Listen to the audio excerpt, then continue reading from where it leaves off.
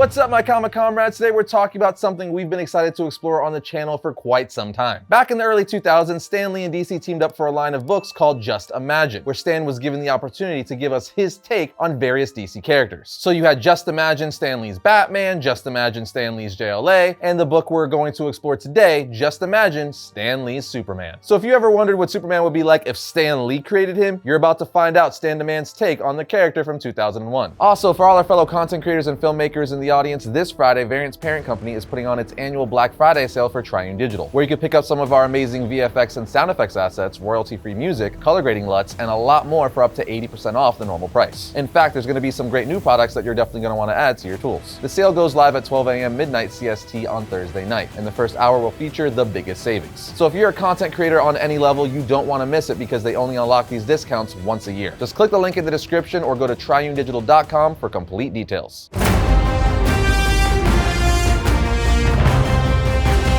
The issue opens up in a far distant galaxy in another universe, with a caption saying, "There's no point telling you its name, you couldn't even begin to pronounce it." We are then introduced to a character named Salden and his wife Layla. She remarks that he spends so much time working out to build his muscles when she thinks he's perfect already. He responds, "I thank you for that, honey, but you know the reason I do what I do. Have you forgotten the other lawbridgers in my squad?" She answers, "I only remember how much I love you." He then tells her, "And you are life itself to me, but the others have been genetically altered. They're all bigger and stronger than me. You know I can't bear being the weakest of all. I want to be the mightiest, the best. I want my exploits to be as strong as my love for you. Now it's time to join the squad." He then puts on his red cape, or shoulder harness as he calls it, and then leaps out the window, flying to join his squad. As he's making his way to them, he says, "This new shoulder harness the department issued me is the quietest of all. Even at full power, it doesn't make a sound. Silent flying harnesses, space-time benders, there's nothing science can't do. Down below, my squad's already in action. I'm just in time." When he arrives, he says, "Salden reporting. Clue me in." He's told, "Hostage situation. Terrorists took over an interplanetary cruise bus. 200 hostages aboard.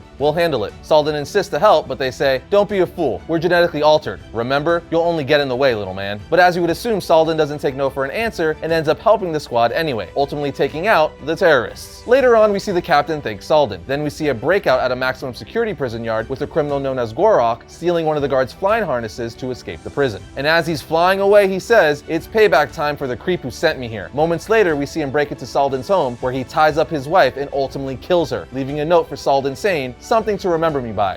Gorok." When Salden gets home and finds his wife dead, he screams, "No!" going on to say, "Layla is dead. Gorok killed her because of me. I've lost the one who meant more to me than anything else in the world." So at this point, Salden goes after Gorok, who is in the middle of stealing a ship that bends space and time to get off the planet. It's stated that the ship is the only one of its kind, meaning no one can follow him. But wouldn't you know it, Salden is able to board the ship before it takes off. The two of them then start fighting aboard the ship, but ultimately it plummets out of control towards Earth, at which point Gorok ditches the ship with his flying harness, thinking he's left Salden to crash and die in the sea. But come on, Salden isn't gonna die because this is Stan Lee's version of Superman. We even see Superman's crest on a shoulder harness in the first panel of page 8. Now at the bottom of the sea, Salden thinks he's done for, as the water pressure will make the doors way too hard for him to open and swim to the surface. But to his surprise, the door easily opens and he is able to swim to the surface. He then outswims hungry sharks and gets to land. While laying on the shore of a nearby beach, three thugs spot Salden and say, "Hey, we found ourselves a turkey. Must have had too much to drink at some snooty beach house costume party." One of them then wakes him up by grabbing his collar and says, "Wake up, pretty boy. Anyone sleeping on our beach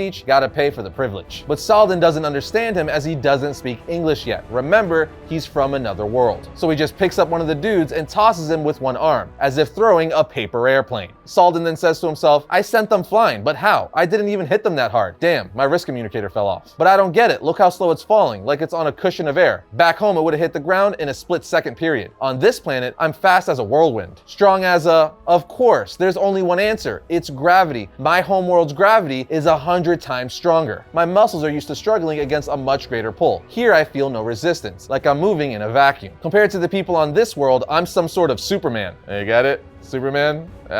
As we see him find the highway and start running faster than cars, as well as being able to jump over buildings. So obviously there's a lot of major differences with Stan Lee's Superman, but a big standout is the fact that he doesn't draw his power from the sun. Instead, he's strong on Earth because the gravity on his planet is 100 times stronger. And since Earth's gravity is much weaker, his muscles are way stronger here on Earth, making him, as he said, some sort of Superman. We even learned that because the atmosphere is so thin, it gives him some kind of telescopic vision, meaning he could see much further than he could at home. Anyway, after discovering his newfound abilities, he remembers that he has to find Gorok and avenge his wife's death. He eventually makes his way into a nearby town and teaches himself the English language and how to read. Sane, amazing, only 26 letters in their language. Back home, our alphabet has more than 1,000, which is why he's easily able to learn our primitive language. Elsewhere, we see that Gorok has proven himself to be a god halfway across the globe to an indigenous tribe. How did he do this, you ask? Well, by demonstrating to them his incredible strength in defeating all their warriors by knocking them out with a massive palm tree. Think of Gorok as Stan Lee's General Zod. But once he's proven himself to be their god, he says, there must be some real city somewhere. Why should I rule a pack of savages when I could take over this whole planet? He then tells them, bring me to the nearest seaport and be quick about it. He goes on to say to himself, with my new super strength, nothing can stop me. I'll turn this world into Gorok's empire of slaves. Meanwhile, elsewhere, Salden finds a circus. He thinks to himself, if I'm to survive here, I'll need money. This may be my chance to earn some. He then walks up to the guy who runs things and says, I saw your sign, pointing to one which says their performance is canceled because the trapeze artist is injured. I can perform for you. Don't pay me unless I'm worth it. At least you'll be able to open your show. So the guy lets him, and Salden uses his newfound powers to blow away the crowd with his super strength, agility, and overall powers. After the show, the circus leader gives Salden all sorts of cash, saying, I shouldn't have laughed at your threads. I figure you've got all kinds of built-in gizmos that let you do that stuff. Salden replies, yeah, built-in gizmos. And thinks to himself, might as well let him think so. These primitives may not take kindly to aliens. The guy asks, by the way, what's your name? Salden thinks to himself, better make one up that sounds like I belong here. As he sees an ice cream truck that says Clark and Peter, and a sign that says Kent Street. He then answers the guy saying, Kent. My name's Clark Kent. So Stan the Man went in a very different direction for the origin of Clark's name. Unique and effective. Which reminds me, I've just seen the future and it comes bearing Stark Tech and cleaner teeth. Well, pretty freaking close to Stark Tech anyway. I'm talking about today's sponsor, the Evo Rechargeable Sonic Toothbrush Collector's Edition Iron Man and Spider-Man models. This needs to be seen. From the moment you open the box, Evo's crazy attention to detail stands out. I mean, their SPM1 Spider-Man box has LED display that emits sound as you open it for a fully immersive unboxing experience. The IRM-1 Iron Man model has a reactive sound clip as you open the box, with one of Tony Stark's AI walking you through the launch sequence. Then you look at the Sonic toothbrushes themselves, and they are themed out from top to bottom. Even the brush bristles are themed, with the Iron Man model's brush designed in the shape of Tony Stark's arc reactor, and the Spider-Man brush in the shape of a spider. It's pretty awesome, and the actual functionality of the brushes is amazing. The Evo Sense technology is the first of its kind in oral care. It allows you to change the desired intensity with the swipe of a finger, and each has their own unique glow as you charge or use them. Altogether, making this a great holiday gift for any geek, at least those who like to keep their pearls right and tight. In fact, right now they're running a major sale for both the SPM1 and the IRM1 at Walmart online. It's not in stores, so for a shortcut to Walmart's page, just head over to getevo.net/variant and it will redirect you right there. So go get your smile on at getevo.net/variant. Anyway, dude at the circus is all like, okay, Clark, you're hired. You can start tomorrow. I'll build our whole show around you, make you a star. But he says, forget it, that's kid stuff. I just needed a stake to tide me over. There's something important I've got to do. With the money Clark's made, he rents himself an apartment and buys a computer and TV, so he can learn about this crummy planet, as he puts it. But then says, I don't like what I'm learning. They've only taken the first steps in space travel. They're nowhere near discovering the space-time bender. That means I'm stuck here. My chances of returning are nil. And while watching TV, he says, but they have all the basic knowledge. Why is their space progress so slow?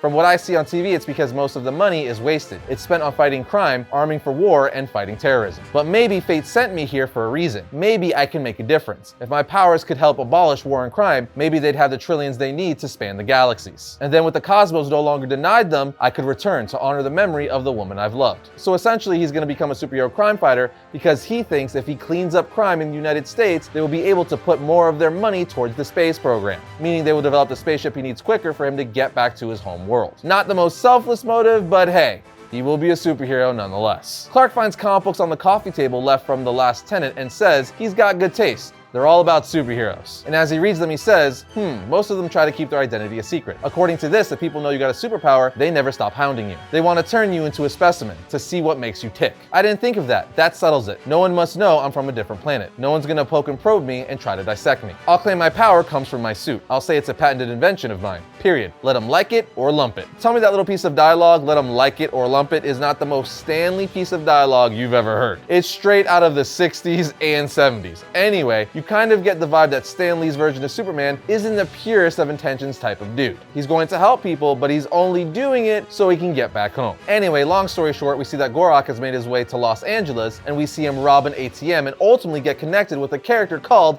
Dominic Dark, who brings him into some sort of portal. Elsewhere, Clark hears a knock at his door as we see it's Lois Lane, who's heard about him from the circus. He then says, "Congratulations, but I'm busy. Goodbye." She then says, "Don't you want to hear my offer? I see that you're the shy type. I like that in a man. I'm an agent. I can make you rich and famous." He then thinks to himself, if I become famous, Gorak may come after me, which is when he says, "Come in, Miss Lane." After talking with her, he realizes that if Lois can do what she says, he'll become famous and Gorak will find him and he'll have his revenge. After this, government agents break into his apartment and try to confiscate his tech, as they think it's what's giving him his powers. But Lois's lawyer comes in saying, that's not a thing. Moments later, Clark sees on TV that the Chinese president was captured by terrorists as he landed in Los Angeles on the first lap of his trip to Washington. And the terrorists have demanded $10 billion in a special container to be picked up by helicopter. And there must be no other ships flying within 500 miles of that spot. Some agitators claim it could be a US plot. As a newscaster says, if the president isn't returned, it could lead to war. Clark then says if there's a war, it could set their space program back for decades. I can't let that happen. So he jumps out of his apartment window to save the Chinese president. Not because he just wants to save him because it's the right thing to do, but because he doesn't want the space program to be set back. We see Clark go to the US military to be like, hey, I could help you. One of the military personnel says, he's the one I read about from the circus. Let's hear him out. He possesses uncanny abilities. I love the little uncanny abilities remark.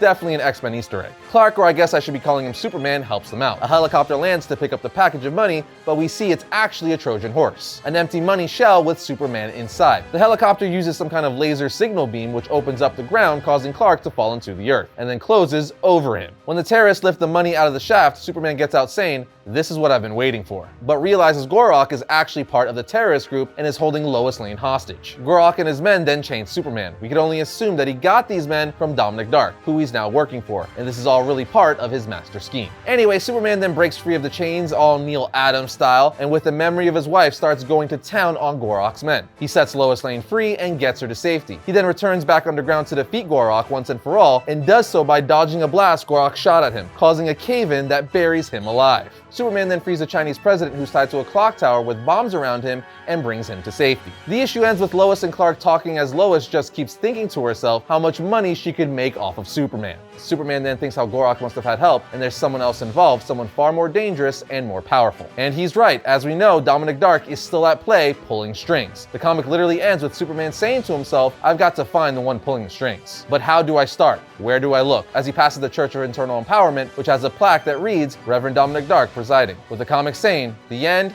Yeah, right. But there you have it, friends, what Superman would have been like if Stan Lee created him. Now, obviously, there's no replacing what Jerry Siegel and Joe Shuster did with Superman, but it's really interesting to see what another comic book icon such as Stan Lee would have done with the character. And clearly, he would have made him into some sort of douchebag. He wasn't pure with his intentions, just fighting for truth and justice. Do I personally like Stan Lee Superman? It's okay. It's a huge departure from what we know. Obviously, Siegel and Shuster's is leaps and bounds better, but again, it's cool to see Stan Lee's take on pretty much anything. So if you guys want us to continue the Just Imagine series with Stan Lee's version of Batman, the JLA, and so on, let us know down in the comments, and we'll do more in the future. But what do you guys think of Stan Lee's Superman? Let us know down below.